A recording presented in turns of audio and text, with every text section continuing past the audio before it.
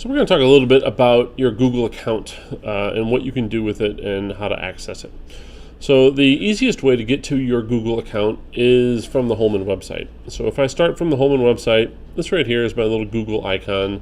And if I click on this, this will take me right to my Drive. Now, if you haven't logged in before, it will ask you to log in with your email address and your password. Email address for students is your username at student.psdr3.org, and then you'll punch in your same password that you use for Moodle and all these other things. So once you've created that and logged in, then you're going to get what looks like something like this, which is your Drive.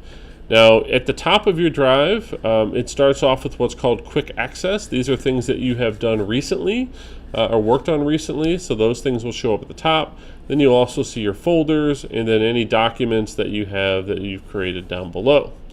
Now, if people have shared things to you with your Drive, so if you have a teacher that has shared files with you, those are all going to show up over here on the left. So if I click Shared with Me, this shows other things that have been shared directly to me by other people in the building that I can open up and be able to edit and access and things like that. Now, if teachers have shared things to me and I need to be able to add some of these to myself or be able to work on or save a copy of one of these things for myself, I can simply right-click on any of these files and I have the option to make a copy. What this will do is this will make my own copy of this file. It creates a duplicate of it, but it doesn't put it in Shared with Me. It'll put it under my Drive. So if I go back into my Drive, I should now have a copy of that file. Here it is, that I've created and added to my personal Drive for me to be able to edit. So sometimes what teachers will do is they will share files with you. They won't let you edit these files. If I try double clicking and editing this won't let me.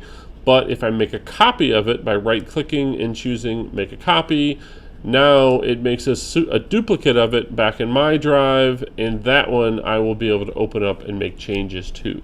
So a lot of times teachers will do that or tell you to make a copy of it to access that.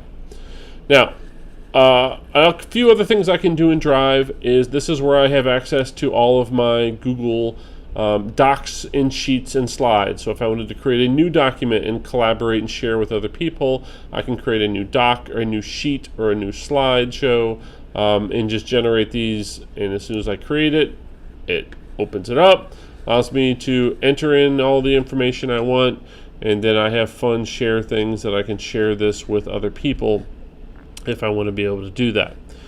Now, if I go back to my Drive, up in the upper right hand corner, I should see what's called my Google Waffle.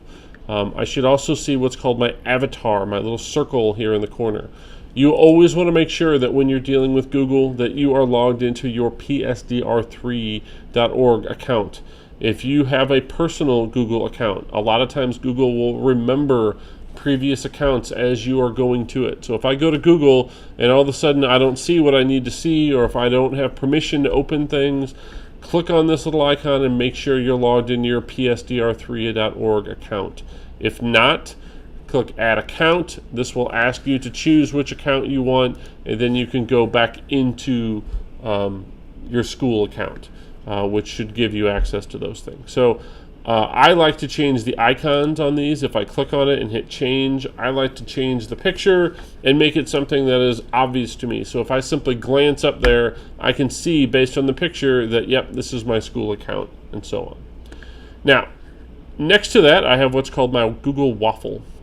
This little Google Apps button here, and this will show me all the different apps that I have accessible in Google. Now, we have more this year than what we've had in the past. So if a teacher tells you to access your calendar or go ahead and go into your mail, now we have our mail button shows up in here, calendar shows up in here, you have apps for doc sheets and slides, and some other options that you may get to later in the year. If you have certain things that you don't have little buttons for that you need, there is a button down at the bottom that'll say More that I can click on, which will show me more apps to be able to choose from. So that's just a little bit about Google, your Drive, and how to access your Google apps.